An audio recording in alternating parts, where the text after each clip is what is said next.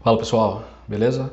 Eu sou o Lázaro da Lacoste Contabilidade, uma empresa contábil aqui de Belo Horizonte, Minas Gerais, mas com atendimento em todo o país.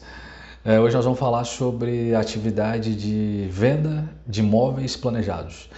Aí nós vamos falar da parte burocrática, abertura de CNPJ, MEI, impostos, as regras gerais. Beleza? Bora!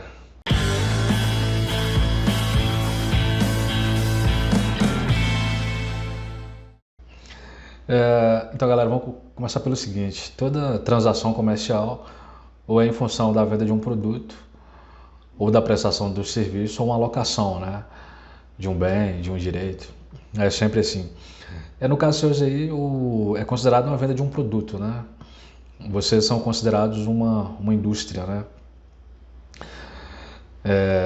Realizando uma montagem. Né? A montagem é um tipo de industrialização. Só que também tem a possibilidade de ser considerado uma prestação de serviço. Né?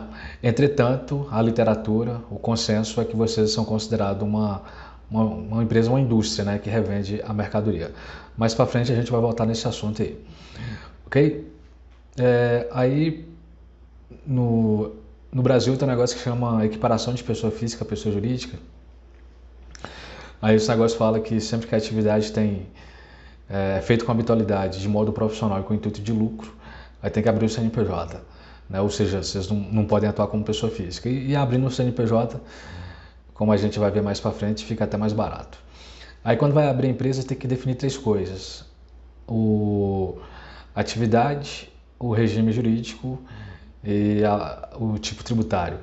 As atividades são essas aí, né? Um para industrialização e outra para prestação de serviço. Ok?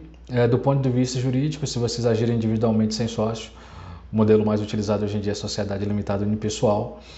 E do ponto de vista tributário, e se vocês tiverem sócio, é a sociedade limitada, né?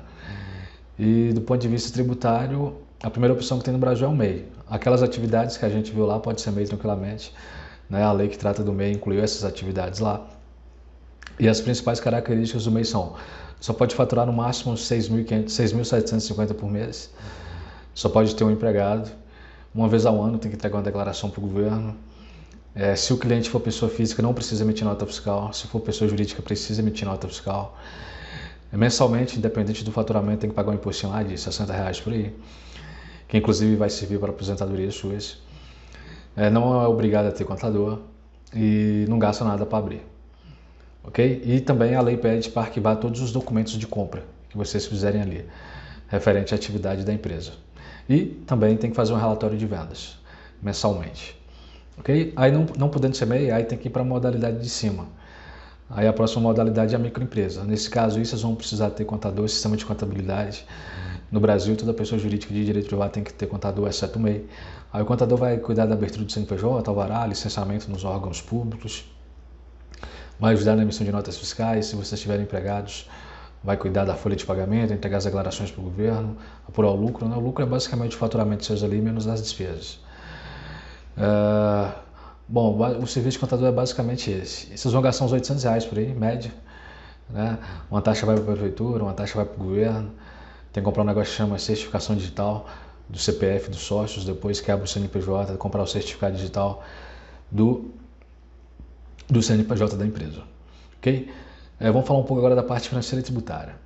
Essa imagem que a gente está vendo foi um cenário. Aí eu coloco assim: prestação de serviço e indústria. Vamos falar um pouco mais dessa prestação de serviço e indústria. Para ser considerada uma prestação de serviço, aí o faturamento, a compra, né, das matérias-primas para fazer o móvel tem que ser o nome do adquirente, do cliente. Né? Já na indústria, as compras são feitas no CNPJ da empresa, né, que faz o móvel. Só que, mais uma vez, a literatura, né, os estudiosos, a lei, eles entendem que o certo mesmo é a indústria. Tá bom? Mas, se você tiver algum tipo de tolerância a risco, e naturalmente, né, tem que ser muito bem controlado, né? As compras têm que ser certinho lá no CPF do cliente, né, das matérias-primas. Aí quando você for faturar para ele, na linha 4 aí, total de faturamento, observe que um está 30 e o outro 50. Por quê? Porque no de 30, na prestação de serviço, a matéria-prima não foi você que comprou, né? Foi pago pelo cliente, pelo adquirente. Já na indústria, na coluna de indústria, aí tá o total, né? O valor que você está cobrando ali do cliente. Então, por isso essa diferença. E na linha 10, estoque, observe que na prestação de serviço está zerado. Por quê? Porque você não teve custo com matéria-prima, né? Quem teve foi cobrado diretamente do cliente. Então, dá um pouquinho mais de trabalho e além de ter o risco. Então,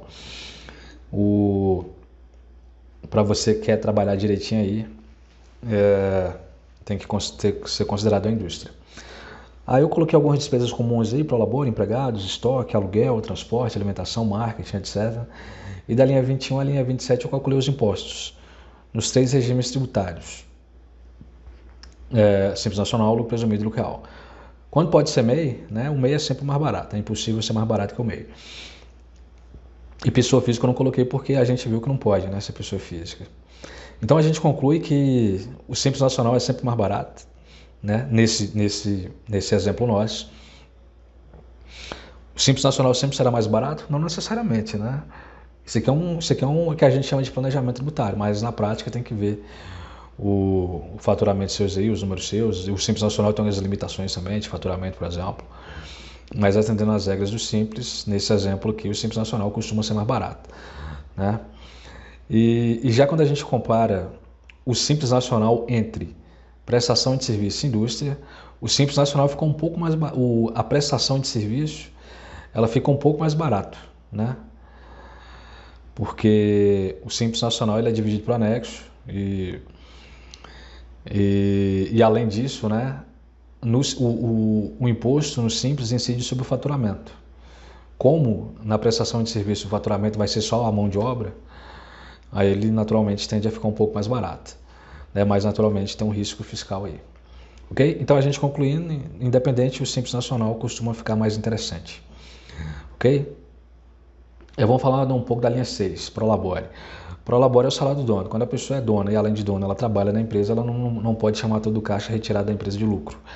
Ela precisa oferecer a tributação, a previdência social, pelo menos um salário mínimo. Sobre esse valor, sempre haverá incidência do INSS e dependendo do valor tem imposto de renda também. Só que um Prolabore é um salário, um dinheiro que vai para o próprio dono, né? Tanto é que eu repeti na linha 31, Prolabore, líquido do INSS, imposto de renda retido na fonte. E na linha 32, o que eu chamei de total atribuído ao sócio, que é o valor que vocês faturaram, menos todas as despesas. Ok? E naturalmente, pagando um Prolabore, né? Além de não ter risco fiscal nenhum, vai poder se aposentar. Tem outros benefícios também. Salário maternidade, auxílio acidente, auxílio doença. Ok? Beleza? Bom, galera, os principais pontos que eu queria trazer foram esses. Aí eu vou ficando por aqui. Quem tiver chegado até aqui, tiver gostado, aquele like, se inscreve no canal e precisar também. Beleza? Até a próxima. Tchau.